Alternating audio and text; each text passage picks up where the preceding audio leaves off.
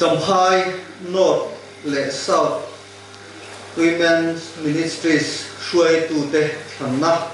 Amun Tlang Sam Seventh-day Adventist Church Amun hi Niruk Hasom Sam hi som pakwa dar khat le chan ve ani an returning officer hi pi than kimi kolni ani a recording secretary hian Pastor Joseph VL Munzira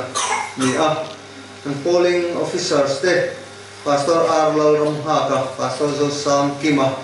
Lau te ani in thandan tur hi kan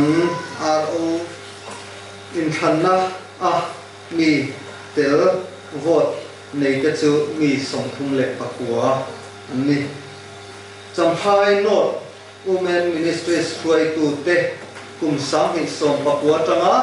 sang hi som hi pakhat chung tu ani don ani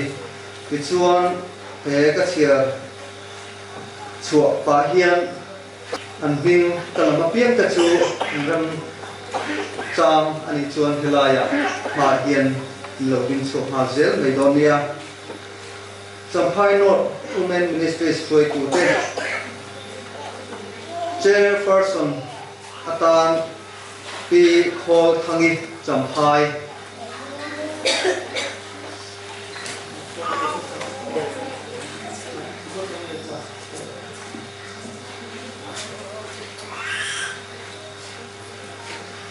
Vice Chairperson Atan Pi Khol Thang Pui Champhai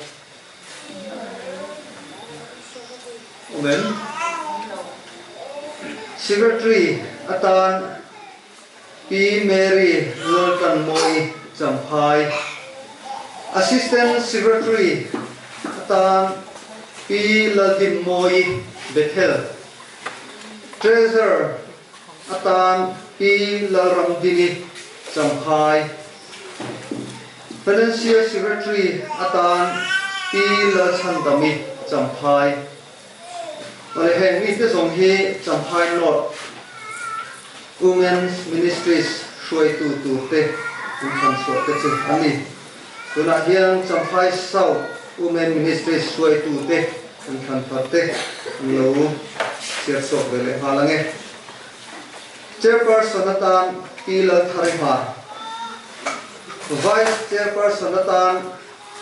Pila Dimigiani Langsam Secretary Atan P. Rodupui Sangte Pisga Assistant Secretary Atan P. Lalshuai Zeli Ngente Pisga Treasurer Atan P. K. Lalrindiki New Champhai Financial Secretary Atan P. Nancy Lalrembuati Pisga Hemi te song hi Champhai South Women's Ministries Shuai Tu Te kan fan suat te chu ani ole tu na chuan Pastor A Laramhaka ten kan Shuai Tu Te an than thar te Champhai North Women's Ministries Shuai Tu Te le Champhai South Women Ministries Shuai Tu Te lam na tong trai na man turin kan lo som na ti hol chuan soi du anei te soi turin kan som hal tok do nia tong kam ni kan lekin kan soi na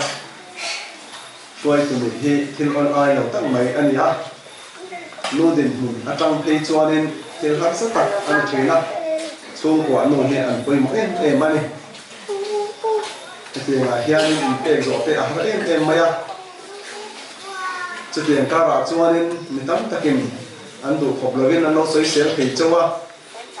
tin in kal chak nu tuk te po an lo soi sel mai khei chaw ni ma selangin pathian an pui na zara